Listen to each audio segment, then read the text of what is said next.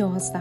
به حال دقت کردین وقتی قراره یه ماشین خاص رو بخرین از اون به بعد توی خیابون فقط همون ماشین رو میبینی؟ بدون شک مشابه اون قبلا هم اطرافتون وجود داشته. ما چرا تا اون موقع توجهی بهش نداشتین؟ کاملا ساده است، چون اون بخشی از مغز که مسئول غربال کردن اطلاعات لازم برای پیش بردن زندگی و کسب موفقیت شماست در جریان این امر قرار نداشته. بخش از مغز به شما کمک میکنه که به رویاهاتون دست پیدا کنید. چون اهدافتون رو کاملا روشن تعریف نکردین، یعنی ذهنتون رو در جریان نذاشتین که چه چیزی براتون مهمه، در نتیجه مغزم اونو به رسمیت نمیشناسه. وقتی آرزو و خواستتون رو دقیق مشخص کردین، این بخش فعال مغز یعنی رس به کار میفته و مانند یک آهنربا اطلاعات یا فرصتایی رو که به شما در رسیدن هدفاتون کمک میکنن به سرعت جذب میکنه. از کلید عصب شناختی رو روشن کنید.